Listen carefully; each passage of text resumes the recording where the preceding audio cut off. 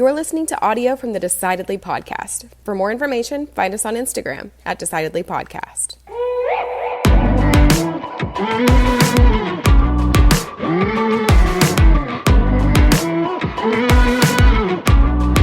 So HireSanta, very interesting business. I really couldn't believe that it was an actual business when I heard about it. I told Mitch that, so this is not me talking behind his back. But HireSanta is, imagine you've got a Christmas party, you want to have Santa show up and, you know, allow the kids to take pictures and give him their Christmas list at the party. Where are you going to go? Where are you going to go to find Santa? They connect you with Santa, and they make sure you're getting the Tim Allen Santa, not the Billy Bob Thornton Santa showing up at your party. I think it's good business, apparently. I mean, it's good enough to sell on Shark Tank.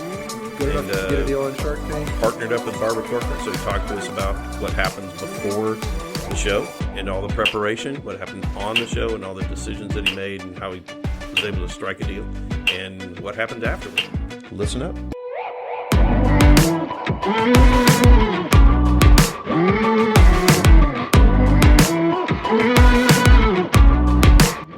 So I've heard a little bit about your story in HireSanta.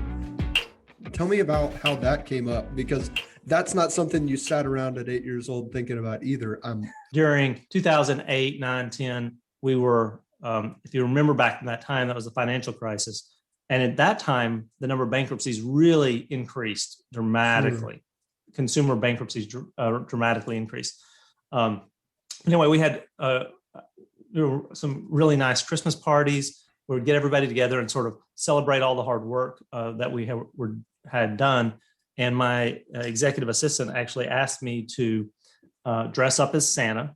And I did not look like Santa. I look less like Santa then than I do now. And you don't have a long gray beard. Yes, that's right. And anyway, but I had a ton of fun. Handed out Christmas bonuses, gifts, and just whatever. My partner, Doug, I think the first year he dressed up as an elf. The second year he dressed up as a reindeer. That was a lot of fun. And anyway, but I really had a good time with it. And my kids were young at the time. And my wife had a cookie decorating party where she'd invite a bunch of her other children over and decorate cookies and just have a good Christmas party.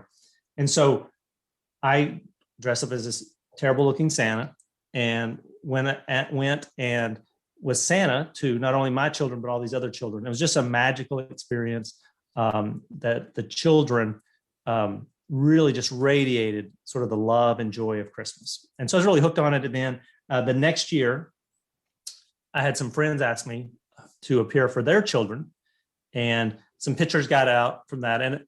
And somebody asked me to do it for somebody I didn't even know.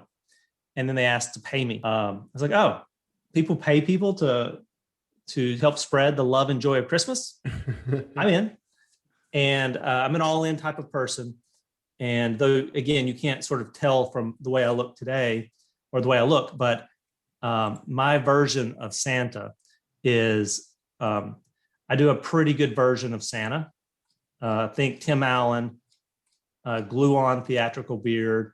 I mean, it's not your normal version of Santa. And so, and then because I have an internet marketing background, sort of my book of business dramatically increased over just a very short amount of time.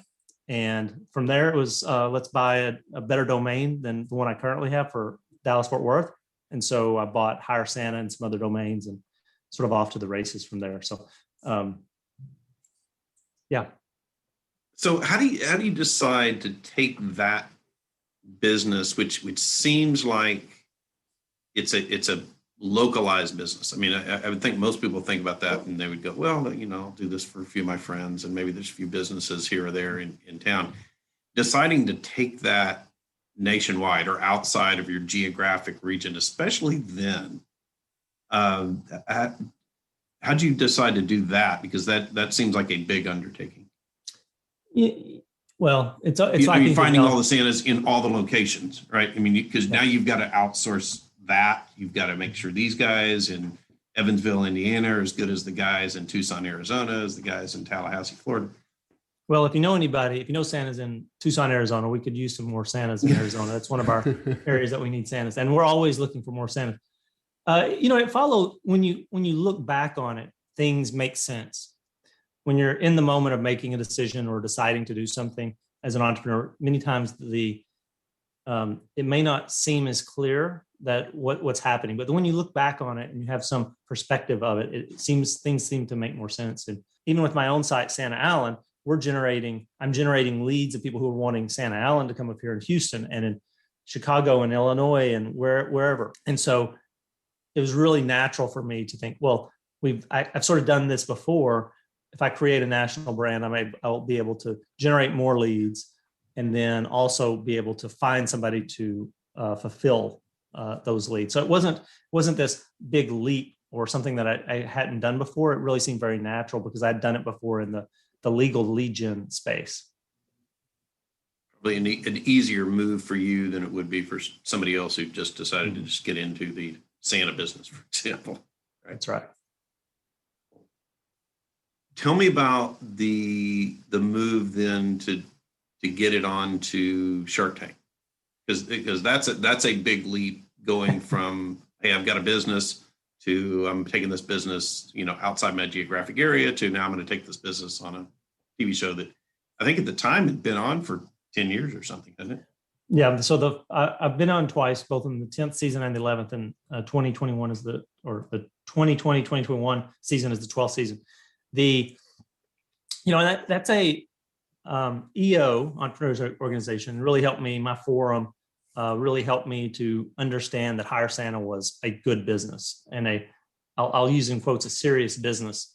When you talk about HireSanta, it brings a smile to people's face, but it was also a business that it not embarrassed about, but it's not a business that people, and I'll put it, serious business people might consider an interesting business, but it's a fabulous business in lots of different ways.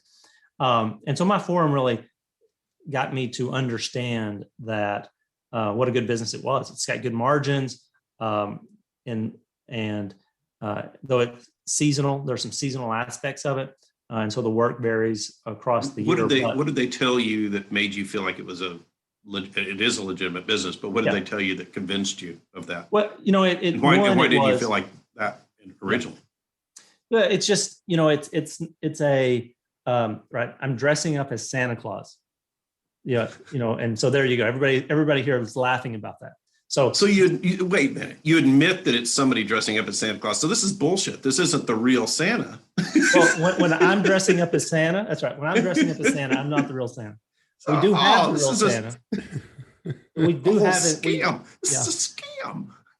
No, we do employ the real Santa. They've got the real sit Santa, on a throne of lies.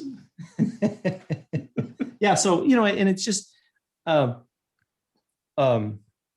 because it's a fun business that and a seasonal business. Really, at the time, it was very seasonal. That it just didn't seem like a business that you could have. What do you mean at the time?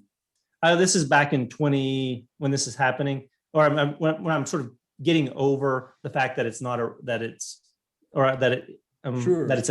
business. Sanger, you're saying that it still seems like a seasonal business? Well, we didn't add Christmases. Well, I'll get to that in a second. Okay. So I had it. Well, I'll divert to that because Mark Cuban, they edited this out. I was on Shark Tank for about 45 or 50 minutes, and they edited it down to about 8.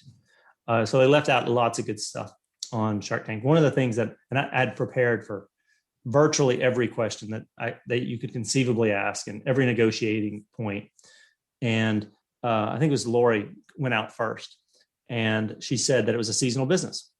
And I said, well, that's like saying the Dallas Mavericks is a seasonal business because their season is only 4 months, 3 or 4 months. But as we all know, the real work done for the Dallas Mavericks is done in the off seasons, whether it be sponsorships, whether it be trades, whether it be drafting, conditioning, all the things that go into that, to making that basketball season a success happens in the off season. You just actually are performing. and doing it all during the season. In the same way with HireSanta, is that yes, we only do 6 weeks of sort of in the chair business, but all year we work on finding more Santas. We work on contracts. We work on getting new clients. We do all the stuff in the off season that works. It's much slower, no doubt about it, but there's still a lot of work to be done. And we do probably about 5% of our businesses during Easter, just because clients ask us to do that as well. But so we deliver the service. It's no doubt it's seasonal, but there's a lot of work that goes on, after the fact. So, but back to the thing about EO, but just really looking once 2011 or 12 and 13, when I'm starting to make money or make decent money in HireSanta, my forum just was able to really sort of reflect the fact that, I've got a growing business, it makes money, and, I should really be proud of that and sort of own it. And it just hit me in 2018, in January of 2018, I think it's 2018, that this is a great business for, actually 2019. This is a great business for Shark Tank, because when you watch Shark Tank, it's all about entertainment. My lead rival, even though it was a much bigger company, and it was a great business. You go out there, that's not a Shark Tank business. No one cares that I'm making attorneys money, making them wealthy. But I could even in the pitch to the walk-on pitch audition, and I'm able to tell them, imagine 20 Santas walking out onto the set. And that's just visually appealing. And it just felt like this would be a great pitch on Shark Tank. And, everybody that, as I worked my way through the audition process, I was able to articulate that vision pretty effectively. Yeah, it doesn't sound, I think what you said about it being not a seasonal business because you've got to work all year round, that's probably true with any business that is successful and scalable, right? If you clean pools and you're a pool cleaning guy, you have a seasonal business. If you own a business that cleans pools, you're not a seasonal business anymore. Right. The difference is you just figured out for the Santas, it's seasonal. For you, it's year round, right? Yeah. If it was still just Mitch dressing up like Santa, that's definitely seasonal. You start getting more and more people. Yeah, it's not seasonal anymore. Yeah. Yeah. I definitely agree with that. And, what we found in the last year in particular, last year, COVID in 2020 was an entirely different year than even previous years. But, and so we really had to pivot this last year. How did you guys deal with that? Because that had to have been a hit for the business. You're not going to have kids sitting on Santa's lap, for example. Yeah. So in March or April of 2020, I really thought late March, early April, and into May, I thought our business was going to be down about 90%. I thought it was just going to be zero. But even back in February, we were already working on virtual visits with Santa, because there's been some companies out there who have done similar to what we're doing today, Zoom style visits with Santa that have been decently effective. And so we were building our own proprietary platform to do virtual visits with Santa, and already sort of started that process. And so we really ramped that up, poured a ton of money into doing virtual visits.